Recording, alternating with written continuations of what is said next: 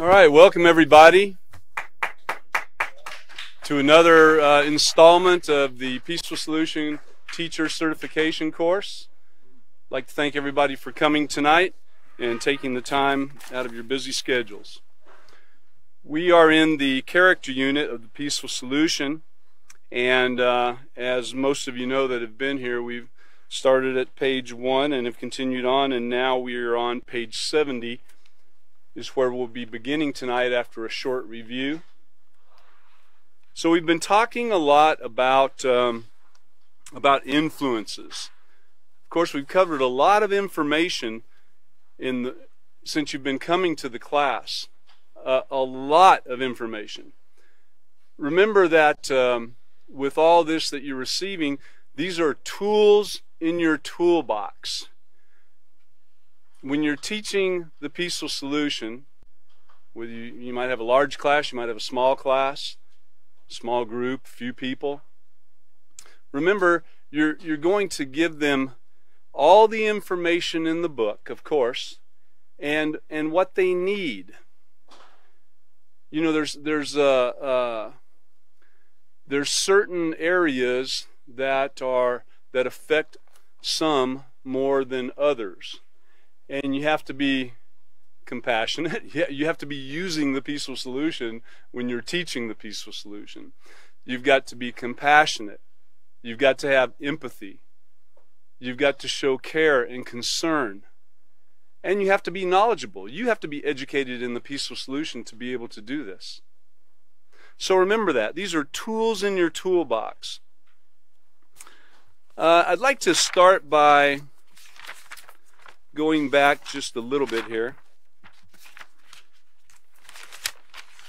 We've been talking about influences lately, and so influences, of course, are all around us. If you'll turn back to page 60 for a moment.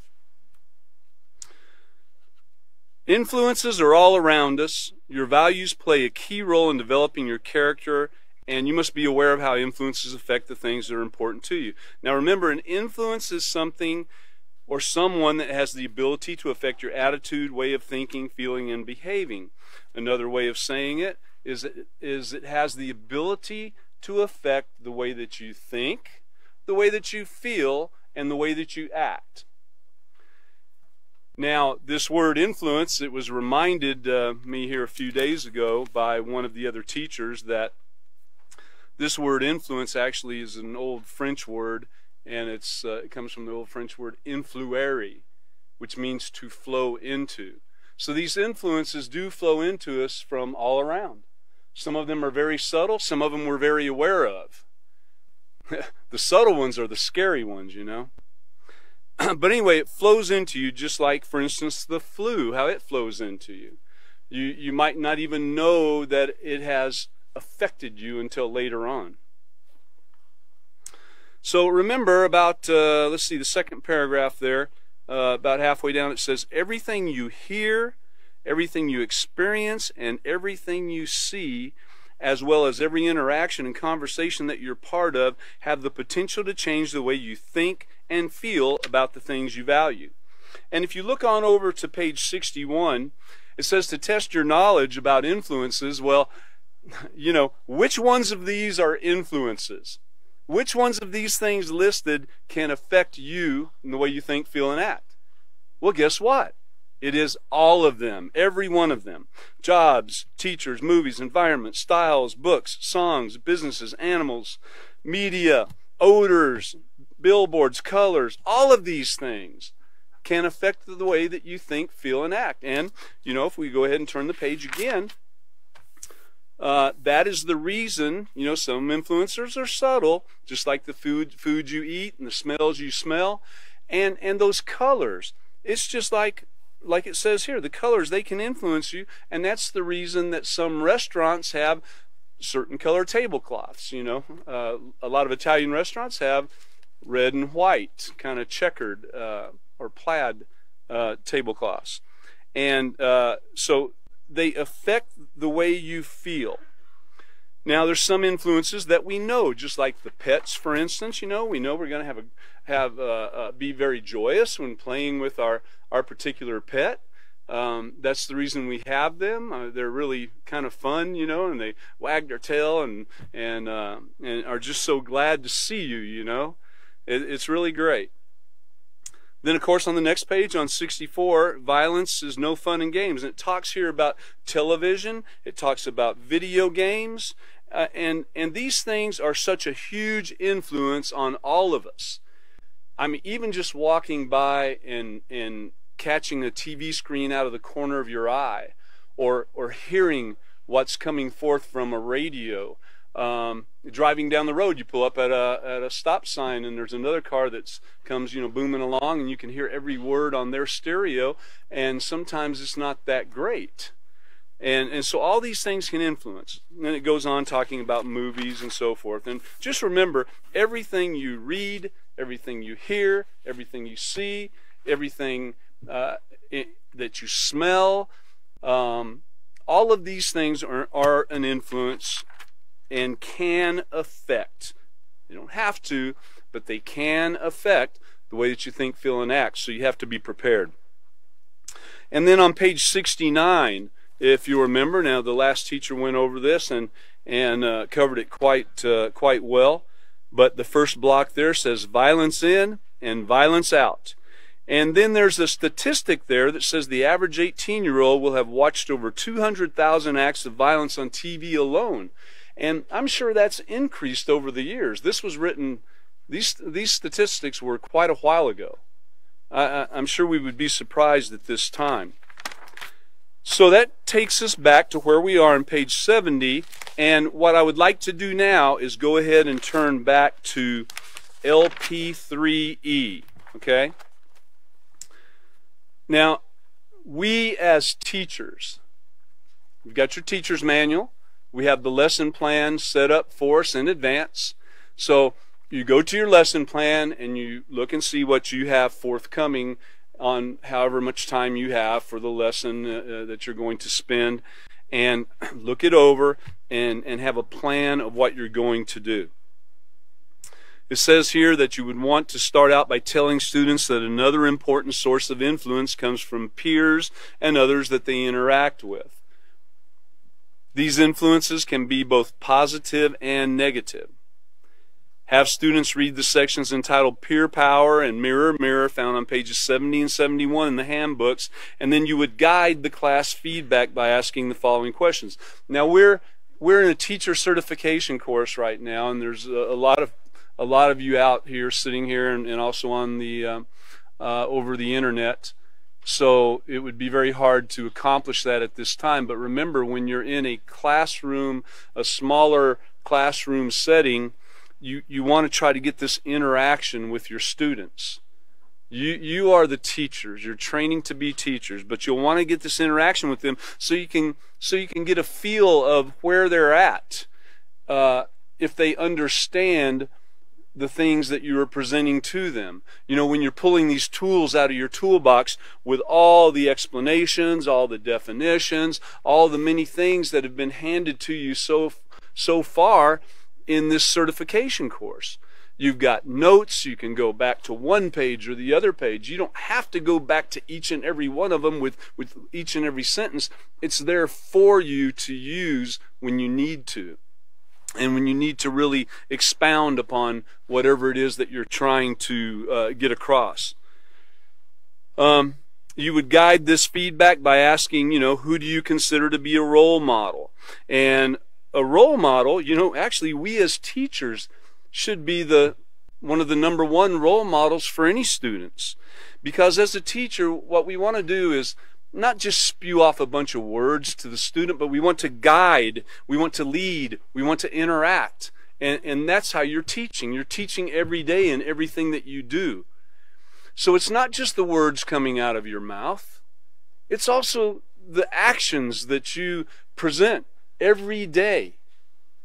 I have the opportunity to work with a great group of men. Some of them are in this class right now. From time to time, you know, it changes around a little bit, and you know, I have to think about what I'm doing on the job side. Am I, you know, going to get frustrated about something and really put forth the wrong type of leading? And then, you know, someone might think, well, didn't I just see him talking about controlling himself and influences and so forth, you know? So you have to think about what's going on. Just a quick story. I remember when I first started teaching the peaceful solution, shortly into doing it, and had been to a few prisons and so forth. And we had a group of probationers. I spent a lot of time with them. It was a small group. It was really great. We had a lot of interaction and everything. And I was at a Walmart, as I remember, in line at the little place where you can get checks cashed and send money and so forth and so on. And I remember I was having a particular rough time in them finding the address where I was trying to send it to, and it was becoming a very frustrating event for me. And I think everyone around, including the teller there, probably really understood that I was frustrated about it. And I heard a voice behind me, Mr. Knighton. And I turned around, and guess what? It was one of my students in the probation class. He said, remember, think cool thoughts. So, you know, you never know when someone's going to be watching. So, really, we as teachers, we want to guide and lead and interact and practice the peaceful solution even more than we would expect our students to, possibly. But when people are considering a role model, and consider what positive character traits do they always consistently demonstrate. You know, some would consider their mother to be a role model, or their father, or a family member, or a teacher. And then you would ask, what do you admire most about them? And of course, everybody's going to have different things they admire. I remember a teacher that I had in auto mechanics in high school that I really admired his ability to remain calm in every situation. Because, you know, teenagers, and they're working on cars, and they're going out and spinning the tires and not practicing self-control. But that man was able to calmly tell the young men, you know, that's going to tear that car up a lot quicker than it really needs to. Or when you start buying those tires, you probably won't be doing that. You know, he gave us a little information along the way, you know. And he did it calmly. And I always admired that about him. He never did belittle anybody. And another thing would be, how long have they influenced your values? And remember, values, we can turn back to page 6 real quick. And you would do this, you would want to turn back to page 6 and go over values again to get it through. You know, we hear these things a lot. We hear about values. We hear about influences. We hear about self-control. We hear all these things quite a bit. But when you have a class in front of you that you're starting with, and you've got to repeat things so they can understand. And then you make sure they understand, and you also show them through your conduct and your actions once again. But values are what you believe in, feel strongly about, and they also play a key role in developing your character. The sum total of everything you value becomes your value system. Let's go on back to the lesson plan now in LP3E. And then, how do they encourage you to demonstrate a positive character? Well, you know, well, it's like I said, the way I felt encouraged, like in that auto mechanics class, was the teacher by his conduct. That encouraged me to try to be calm in every situation. You know, so that's one of the things for me. Let's go ahead and turn back over to page 70. And so here we are now on peer power. You know, peer power, and that's really stated quite well, because it is a very strong power. It's a very strong influence. As you get older, you rely on friends more for companionship and acceptance. Now, acceptance, we have a whole section, we have a whole unit on acceptance. It's that important to be able to understand. But it's nice to be around others who are fun and share similar interests and personality traits as you, remembering now that personality and character differ. It's two different things. Personality is like the icing on the cake. I think I had a picture up here one time that had the picture of a house. Pretty basic on one side, you know, had the windows and the door and everything, and no plants or nothing like that. It was just a basic frame of a house. And then on the other page, I had the picture of the house, but yet, you know, it had framing around the window and plants growing in a little planter box, and, you know, a nice sidewalk and plants and everything. And that's kind of how character is. Character is the icing on the cake, or the outer thing that everybody sees first. You know, before they open the door and find out that the place is falling down and rotten with termites and wasn't built right or whatever, you know. So that's what personality is like. Now, having friends is great, but friends can also influence. And remember, we talked about influences a little bit. And remember, on page 60, you need to write that note down so you have it available in case you need to go back and stress a point about influence that possibly someone isn't understanding. But friends can also influence each other in negative ways. And you know, it doesn't take much to be honest with ourselves and realize this is telling the truth, because we've all got friends that we've been influenced negatively by, and we have probably negatively influenced friends to do things that they shouldn't have. So this should be easy to understand. But now here's the problem. If your friends accentuate the negative, now page 21, I think, was where we talked about not accentuating. Yeah, page 21. Don't accentuate the negative. You know, don't focus on the negative. Do just the opposite of that and focus on the positive trait that you're trying to build instead of focusing on the negative. Let's go back to page 70. So, and also, don't accentuate the negative. If your friends accentuate the negative and not the positive traits in their character, and encourage you to do the same, they are influencing you in a negative way. And remember, the negative and positive traits, if you need to go there, the negative and positive traits starts out with the positive traits on page 14 and goes on and talks about those individual traits. It covers a couple of them really in depth, and goes on to page 21. And that's the positive and negative traits. Easy to find in your book. And also in a couple of the other Peaceful Solution units, you'll find the negatives and the positives again. That'll be very easy to find. Anyway, this is called negative peer pressure, when friends are influencing you to do something negative, something you really shouldn't do. Negative peer pressure can come in different forms. For instance, your friend has cigarettes and offers you one. And I would say this is for adults and children too. This is an intermediate series, and so it deals a lot with teens and young people, preteen even. And so these things will be presented to them along the way. But if your friend has cigarettes and offers you one, you say, no thanks. He says, come on, everybody smokes.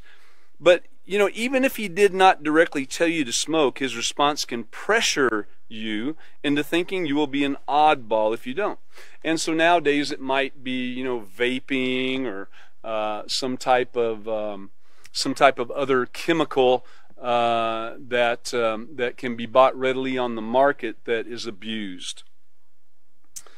Another example is your friend tells you he or she is going to shoplift from the mall, and if you're really their friend, you will come with them to be their lookout. Well, that's what they're trying to get you to do. They want you to be their lookout. Well, if you were my friend, you'd come and keep me from getting caught. You'd be my lookout, you know. Well, no. But in this case, you're being pressured to make a bad choice to keep your friendship. And, you know, this power of peers to influence, the way that we think and act, it can't be underestimated. It is massive. And it's been my experience that in a lot of cases it's a lot more subtle than this. Oh, come on, you know, I've got some cigarettes, and, you know, or hey man, I just got something here. Look around, make sure no one's looking, you know. And it kind of hits you, it kind of catches you in a time that you're really, really off guard and not even thinking like that anything like that is taking place, you know. And it can really throw you for a loop. Now, you've got to ask yourself, how can negative peer pressure affect your character? And you got to decide in advance what you'll say when approached with any negative request. It says decide in advance. Now, that's setting your mind in advance. And you know, we have a whole section coming up on setting your mind in advance, or a large part of the section anyway, on setting your mind in advance, being prepared in advance, looking at the different scenarios that you might run into on any particular day, knowing that you're going and you're going to be around a certain person, and you think, man, I need to really watch what I'm doing around this person and be careful what they say, and you know, I'm going to ask them to please turn the radio off. I don't want to listen to that, or you know, have these thoughts prearranged in your mind on how you might deal with it. Is it going to go down exactly like you thought? You know, probably not. I don't know if I can ever say that's occurred with me, that it went down exactly like that. But you know, if you have your mind set in advance on the main point, that you're not going to be influenced to practice anything negative. If you have it set, then you'll do okay. Don't think that you won't be affected. Now, this is where a mistake is made sometimes, and this is why all the different aspects of the peaceful solution work in sync together to build you up to the point where you can say no to the negative and yes to the positive, because you can't just coast along and think you won't be affected. That would be like coasting along while someone's robbing a store and they get caught and you were there. What's going to occur? You're going to be affected major, right? You're going to go to jail just like they went to jail. Whether you wanted to do it or not, you allowed yourself to become part of that. So you have to be very, very careful of that. So, bad company corrupts. You know, you got to choose your friends carefully, and we're going to help do that, actually. Let's go ahead and turn on over to the next page, page 71. And we'll get started here. Now, with so many negative influences in today's society, which now more than ever, it can be challenging to obtain a positive character. And it is a challenge because think about all the people out there that don't know how to set their mind in advance, that don't know how to prepare themselves and say no to those influences coming their way. We've seen in the news riots and so forth taking place all around us. And how do people get involved in that? Do they wake up, you know, one morning and say, "Wow, I went to school for this. I'm ready for it. I'm ready to go out and riot." You know, no, they don't do that. They get involved just like we're talking about right now. You know, someone gets the idea and says, "Hey, we ought to go up there and hang out and see what's going on, you know, and show them how it's done or whatever. Yeah, we ought to show them." And then the next thing you know, they're there, and then somebody starts it off by breaking a window or throwing a rock at a car or something like that. And it starts out small, and guess what? The next thing you know, it's this huge event that you never even knew you were going to be part of, and there you are smiling on a selfie that's going out all throughout the world and people looking at it, and then the FBI coming for you a couple weeks later. That's how that goes down. So they didn't start out thinking that's what was going to occur. So you got to be prepared. And there's so many of those influences today. It's like sometimes the people involved in these things, it's like they need the peaceful solution really bad, is what I can say. So this is where having someone who has a moral character to imitate really helps. You know, when you're when you're around all these negative influences, you can think about that person that you want to imitate and be like. Imitating others is something we all do, whether we admit it or not. We all have someone we look up to and admire. And you know, as babies, we imitated our parents. How to speak, when to smile, how to eat, all these things. I mean, that's how we learned, you know, by looking around and watching and, you know, oh, that's how you do it. You know, it was natural. You just did it. You know, you weren't, as the baby, you weren't saying, okay, well, let's see, the first step is going to be this and the second step this. You know, you're learning by doing and seeing. But as you grow older, you know, of course, so those things became second nature to you.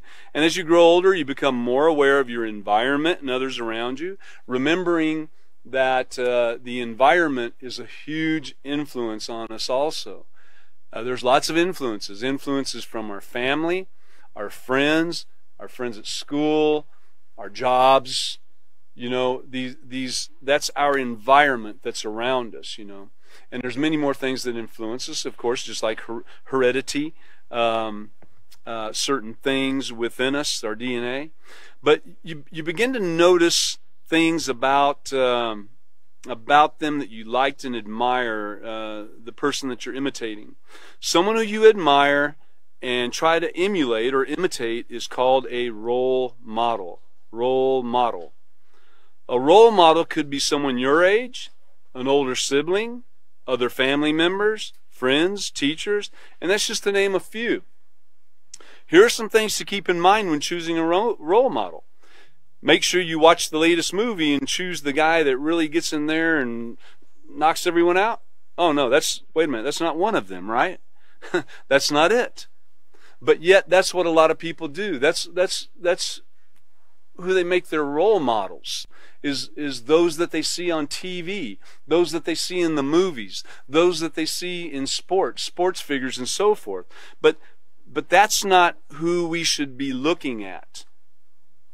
Make sure the person is a moral person. This means you need to look beyond their personality, beyond that facade, beyond that outer look, you know, that looks so great. You need to look beyond that. Keep in mind that someone can appear to be a great person but have a negative, immoral character. A moral role model must consistently display positive moral character traits all the time, consistently. And again, you've got to know, you've got to be learning the difference between character and personality, and you have to be able to discern the difference between the two. Because I'm going to tell you what, you know, it can look really close sometimes. You can be fooled. You can think that this personality trait is a character trait, or this character trait is a personality trait. You've got to learn. A positive role model will motivate you to build a moral character. In other words, a positive role model will encourage you to make right choices. A right choice is one where respect is shown in your life and also to the lives of others, ensuring that no one is treated unfairly or harmed. So, by knowing the difference between character and personality, and by knowing these positive character traits, and knowing what it really means to respect somebody, and being able to see that in someone, that's when you can choose. That's when you can see that person. You can see what they do. You can see that they don't treat anybody unfairly or harm anyone, and that's not their desire to do. They will motivate you to build a positive moral character. Motivation. By becoming a person of integrity, you too can become a role model and influence someone else to obtain a positive moral character. Just think about it. This is what I'd like to end with right here. Just real quick, the picture at the bottom of the page on 71 shows someone looking in the mirror. Well, I know that one of the things that we were taught in sales was to mirror the customer. If you're sitting across the desk from a customer, the customer kind of sits back a little bit, well, then you sit back a little bit. If they get up there and really get interested on the edge of the desk, Well, you get up on the edge of the desk, you know. It's mirroring, and it tends to make the customer a little more comfortable. And so what we want to do if we're going to mirror somebody, though, is we want to mirror that person that is that positive moral role model. That's the one we want to mirror. And I want you to think about this in a closing thought here. In the same way you admire and emulate others, so think about it a minute, someone that you really admire and that you try to act like sometimes. So in that same way, get this, somebody could be admiring and emulating the true values and positive character that you demonstrate. Think about that, okay? So with that, I'd like to go ahead and turn it over to our next teacher, Chris. And if you'd all please welcome him. Thank you. Thank you, David. Thank all of you for coming. So continuing on here, you know, and covering the last parts here about this person of integrity, becoming a person of integrity. And remember what we've been covering throughout the Peaceful Solution about how character building is character shaping, character molding, character forming. It's something that we have to work toward, and we've compared it to building a building, or as David mentioned earlier, building a house and adding some personality to the outside with the decor. But continually think about these role models as we emulate, which emulate means to, you know, someone we want to match or surpass, and that's speaking of positivity in someone's life. But this moral role model that we look for, role models, it doesn't have to limit yourself to one, role models, these are things that we look and we learn. Remember, we learn through seeing others' actions. Behaviors are learned, and we went through those, and I always try to stimulate the minds of your students and asking them questions concerning these. Well, who is a role model in your life? I mean, you can imagine if you asked today who a role model is, you would probably get some NFL football player, because today is a big day in the NFL. That's all I seen on the news yesterday. So that's what role models are for some people. Role models can change from month to month depending on who is important in their life for some people. But we're talking about role models in positive character to help us form, to help us shape. And remember, turn back to page 8. Or let's go, yeah, turn back to page 8 really quick. And always remind your students about these morals. What do they have to do with my character? Because that's what we're looking at, positive role models, moral role models. Well, notice it says once again, regardless of culture, religion, or environment, there are some values that all people share. They are called morals. And a moral value is like a line that divides wrong behavior from right behavior. And people from all walks of life, young and old, big or small, rich or poor, share some of the same basic concepts of moral values. And then, of course, we went over earlier in the lesson here that what determines between right and wrong. But the thing to understand are role models can be very young. A young person can be a role model to an adult just by the way they conduct themselves at a young age and show maturity. Just like adults can be role models to children. Children can also be role models to those that are much older. You can have people that just conduct themselves in certain ways, and possibly you don't work on the same job with them. Possibly you have very little interaction with them, but you see how they conduct themselves and how they handle situations. And a person can be a role model, or you can be a role model for someone else, and never even know that that person is looking and actually absorbing in the way you conduct yourself. And children do this a lot. They always absorb in things. But we can be role models and not even know it.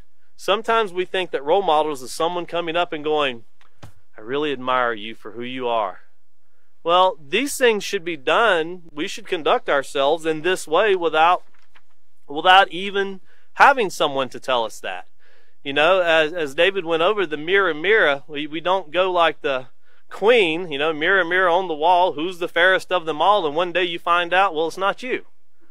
You know, that can be a shock to find out, well, you need some improving. Well, we all need improving, and we've covered that too on how we need to alleviate the negative, accentuate the positive and alleviate the negative. But we all have things to work on. And so moving forward here, we're going to chew on this. These are some facts that come out from the Peaceful Solution here on page 72. And this is another part that when you read your lesson plan as a teacher, when you're going through it, you're going to notice pages 71 and 72 are not in the lesson plan. But as David covered in the procedure 8, since these pages are not mentioned, of course, you follow these through before you get to procedure 9. And he covered that and was showing that earlier.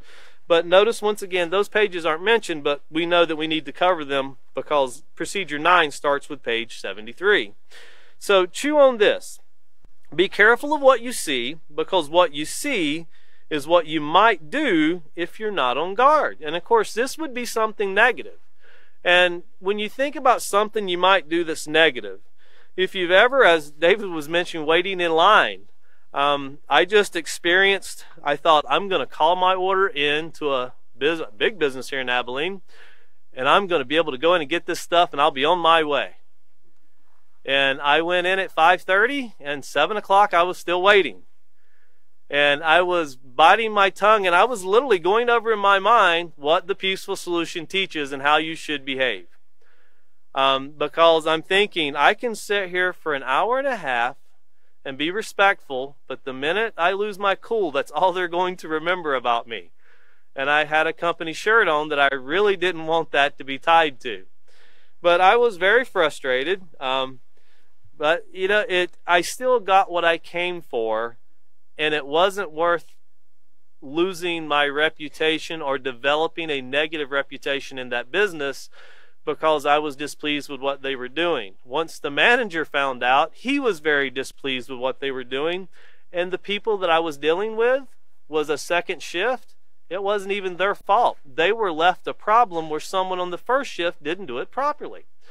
And I think about all this. Now, I didn't have my children with me, but think about if you were to go in and lose your patience in front of your children, and you start slamming things, start cursing and being disrespectful, or you do it in front of someone else's children.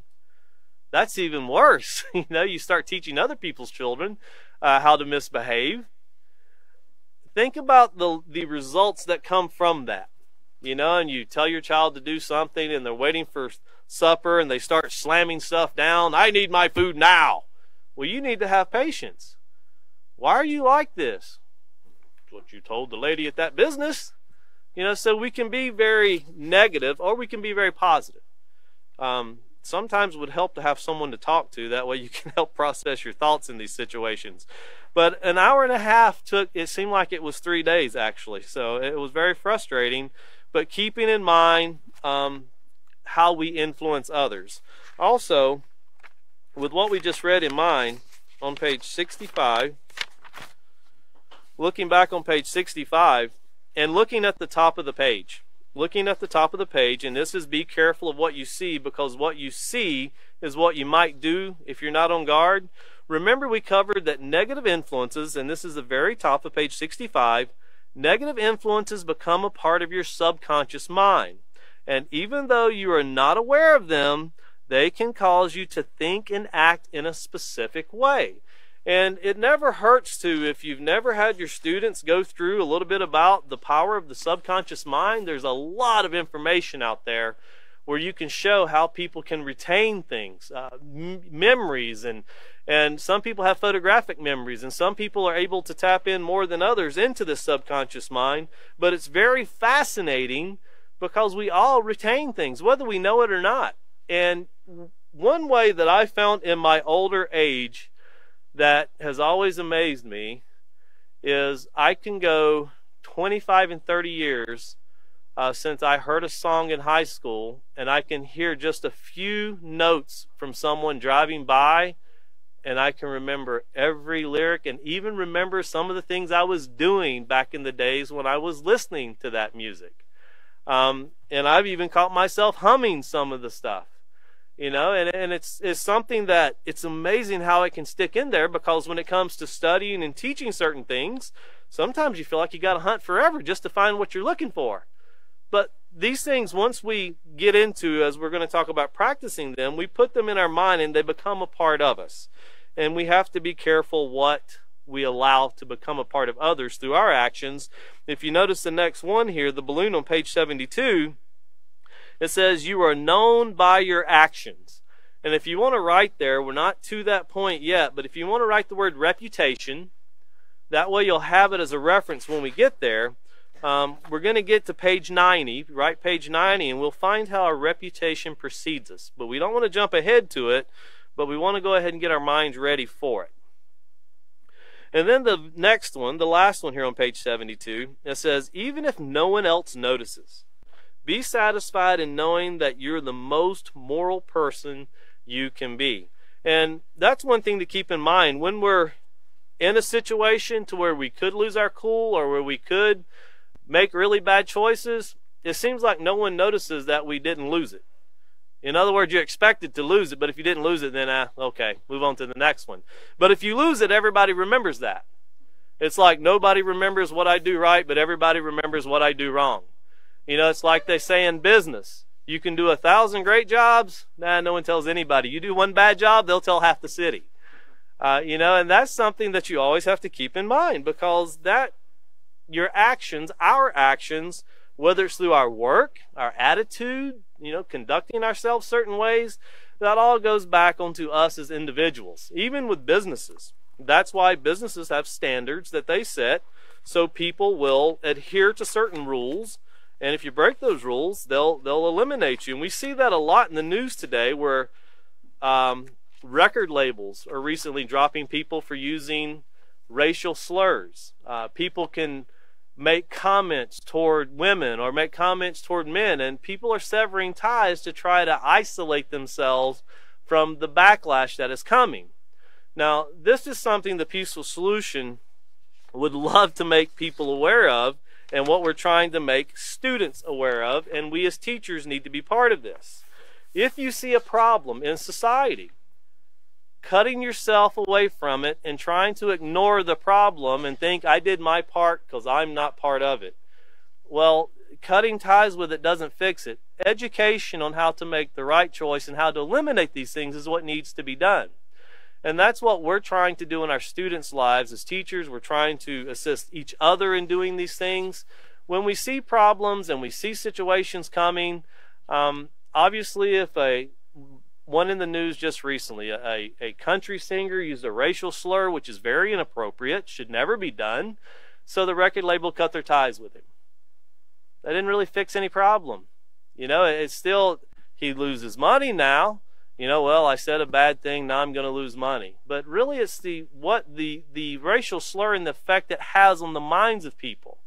You know, young people and older people hear these slurs alike, whether they're racial slurs or you know, jokes of sexual content done on the workplace or in the school. All of these things can cause separation. But just separating and saying, well, we've cut our ties, we don't approve of this. If you do nothing to stop it, then you approve of it. If you don't educate society on how to make a different choice, then you approve of it. Just cutting ties to save money does not fix problems. If we see something in society we don't approve of, then we find a peaceful solution and go about our very best to educate society on how to be different. As some people say, you have to be the change you want to see. That I hear that a lot in schools. Well, that starts with role models, but that also takes us working together, you know, as a society to develop these things. And moving on here to page 73, and we're going to be looking, because this value imitate practice, this is what we want to get to, and we want to be thinking about what we just spoke about, where people in society will sever ties for the sake of money, but education doesn't seem to come. So with your finger there on page 73, let's turn back over to LP3E, because this will begin procedure number 9. So here in procedure 9 it says, tell students that they can achieve a positive character by remembering to be a VIP. And we started covering what a VIP was in the note to the teacher in the very beginning. It says, have students read the section found on page 73 through 74 in their handbooks entitled Steps to a Moral Character. Expound upon each of the steps by explaining that step 1 is to be aware of their values, or what their values are and how they are influenced to achieve them. Step 2 of obtaining a positive character requires careful observing the person and characteristics that we decide to choose for our own. Notice, observing and choosing. That's very important, that everyone understands it's their choice. They have the freedom to make a choice, but they have to live with the choice that they make. So in other words, we imitate. Do they consistently demonstrate positive character traits? And then, of course, the final step is practice, making the right choice to behave in a manner that demonstrates positive character, that does not bring harm to others, but in fact shows consideration for others. So with that in mind, we're going to turn over to page 73, Steps to a Moral Character. And these 3 steps that we've just kind of covered briefly in the lesson plan, we're going to have this discussion with your classroom. And once again, take the time to interact. As David was speaking about earlier, with classrooms like we have right now, it's difficult to interact with. But when we have classrooms where it's virtual, which there's a lot of virtual classes today due to the COVID virus, so we have a lot of virtual classes where you can have, we have up to 25 people in some classes. You can still get feedback from people, whether it be Skype, Zoom, or other sources that you might be using. Try to get discussions when your classes are smaller, when you can have interaction. It's very important. And once again, never force someone into giving feedback. Just, if people want to offer feedback, and I promise you, if you bring out discussions of every day, someone will know something they'll want to talk about. And people have to become comfortable with wanting to talk about these things. We all have things that make us uncomfortable, and we all have things that help us talk about problems, that actually help us to move forward. So here, becoming a very important person, or as you see here, to value, imitate, and practice. And it says very important person here, the VIP, and notice once again value, and that's on page 6. Remember page 6 of what values are, and we'll look back there quickly. But first we'll read this. It says, consider what is important in your life. And think about, we have quite a few people here in the auditorium today, and there's a lot of people watching online. We could ask each and every person, what is the most valuable thing to you? And you'll get so many different answers. And it really, when you think about, well, what determines what's valuable in someone's life? Well, it's really the environment and the things that their life is encompassed by. Someone who just bought a brand new car, well, that car is the most important thing. They're ready to sell it next year, but today it's the most important thing. Someone that's just had a new baby, a new child, that is the most important thing. I would do anything to give this child a better life than what I've had. And then you have people, think about people that, I'll give you an example myself. My father was a very important person in my life, and still is to this day, but he passed away 15 years ago. So if someone would ask me, well, how important our family, I kind of, our parents, well, my mother's still alive, and I would think more in that line of, well, taking care of my mother, making sure needs are met, and making sure, everything goes well with her, as my brothers also do. Not that I don't care and, love my father, just not much I can do for him now. But still, important in part in my life. I valued it greatly, but you have things that life changes for us on a daily basis. And through experiences, interactions, and just imagine 2 years ago how your life was going before COVID virus. And how much COVID virus has changed to where now you pretty much go everywhere with a mask. And you have to value that mask. And there's some people that don't value wearing a mask. They find it offensive. And you see instances on the news where people will actually get into shouting and fighting and cursing over wearing masks in public. Where some people value them, some people find it offensive, saying that I don't see where I have to wear one. Well, here I'm glad everyone practices the peaceful solution here, because we do ask that everyone wear one when coming into this auditorium, and social distancing, which is just being respectful. But this is something we've had to learn to value together in society. You never want to wait till you get a test back that says you're COVID positive before you think, I should have wore a mask. I should have done it differently. You know, these are things that, once again, we learn to value. And flip over to page 6 really quick. Because remember, these values can be different for every person, but some values can be universal. Driving down the road, stop signs should be valuable to everyone. If someone runs one and you're the one that hits them, you know, it can be a very bad scene. There's a lot of things that are universal, and then some things, some people value the rings they have, their jewelry. Some people value their houses. Some people value their character and their reputation. In fact, everyone values it, but you don't think about it until you hear gossip or slander about you. Then it's like, what are you talking about? I didn't do that. Or, well, yeah, I did it. That was a long time ago. I would people would forget it. You know, but we all have that. Everybody can look and go, well, I'm glad it wasn't me. We all have it. You know, we all have things that we can look back on and go, man, I would have done that better. That comes with education. That comes with growing. Well, values here, like we said here on page 6, values are what you believe in or feel strongly about. So the things you feel strongly about, those become important to you, and they also play a key role, once again, in developing your character. And the sum total of everything you value becomes your value system. One thing you can have your students do, we get to in another book, but have your students just think for a time period and have them do this on their own. You know, write down the 10 most valuable things in your life. And don't, you know, you can bring them together to share them, but don't force someone to share, or, you know, just let them talk about things. They use it as a discussion, and you'll see the very different values that people have. And it can be vastly different, and some of them will be very much the same. We've asked students in schools, and, you know, one of the top ones I think we hear are grandparents, parents, religion. We hear a lot of those things. Brothers, sisters, those are things that we hear that are very common. Then you hear some things that are valuable to people. You know, I remember one young man, he said, my shoes, because I don't get nice shoes, and these are the nicest shoes I've ever had. And I was like, that's the most valuable thing in your life? Yes. And I wasn't going to question him, and I wasn't going to say anything, and you shouldn't say anything with, you sure there's not something in your life more valuable than that? Let people, you know, at their age and at that time, that was the most valuable thing to him. Is there anything wrong with that? Not if he's not doing anything immoral, if he's not treating his parents in a negative way, you know, and thinking, well, my shoes are more important than my parents. Well, you know, that's really not what he's thinking, but to him, that's what he's caring for.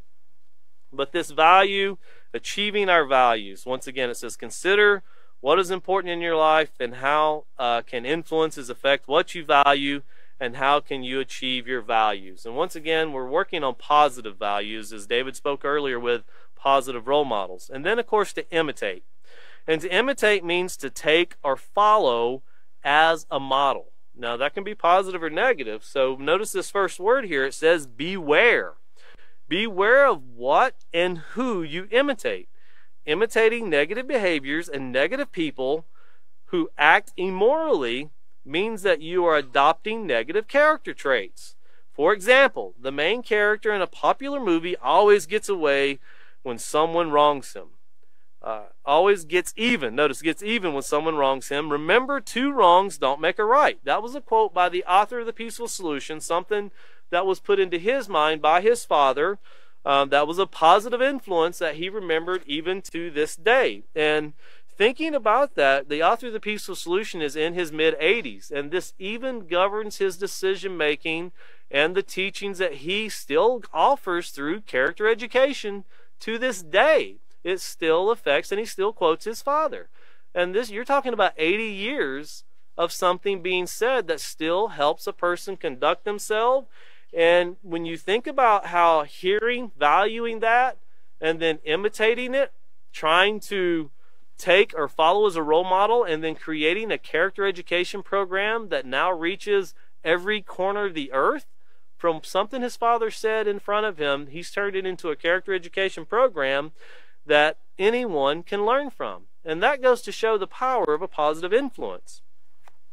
But going back here to our example, remember, 2 wrongs don't make a right. It says, if you begin to imitate this character by retaliating when someone wrongs you, then you're imitating negative behaviors that will develop into negative character traits. On the other hand, consider the person of moral potential you can become if you pick out all the positive moral traits and imitate them. So if you go through and you pick out the positive and alleviate the negative, becoming a person of integrity, as we just read on page 71, by becoming a person of integrity, you too can become a role model to help positively influence people.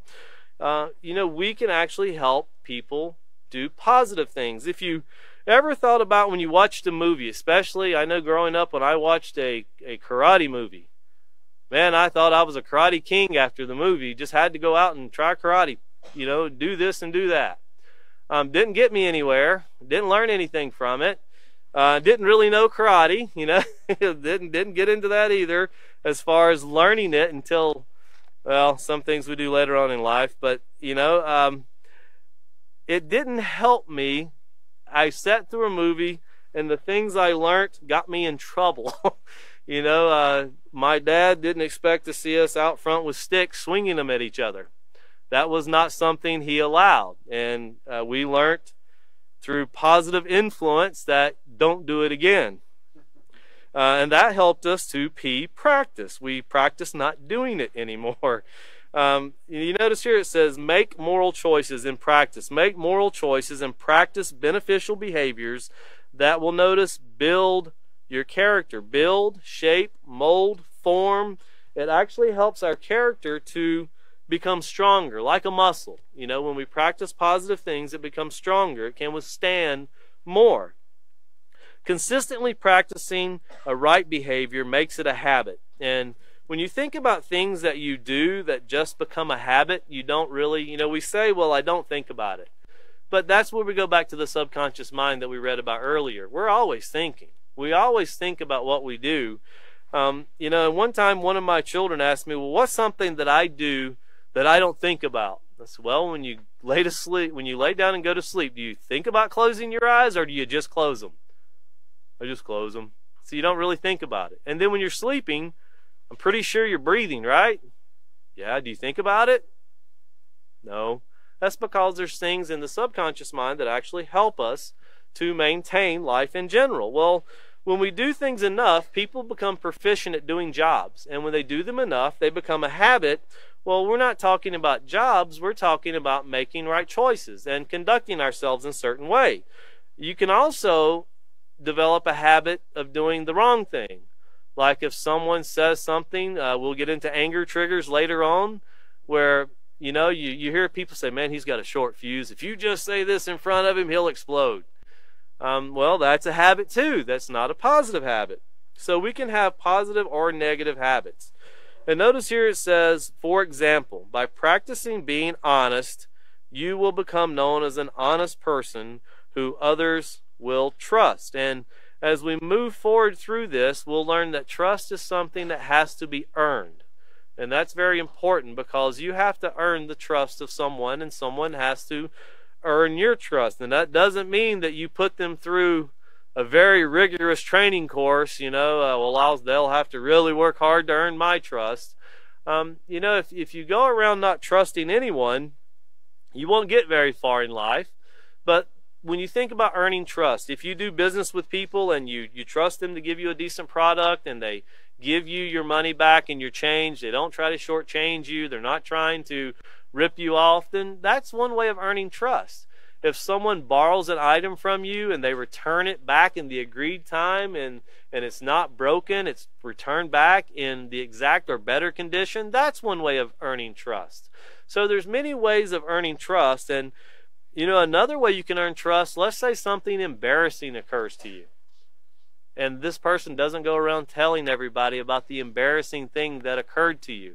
That's also another way you can earn trust from someone. Somebody that doesn't go, because when something bad takes place, oh, do you know what occurred to him yesterday? Let me tell you, he did la da da da da.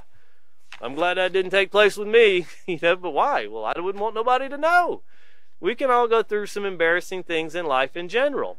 But, trust comes in many forms, and it's not just, we think of trust and honesty as stealing, it's also guarding someone's reputation.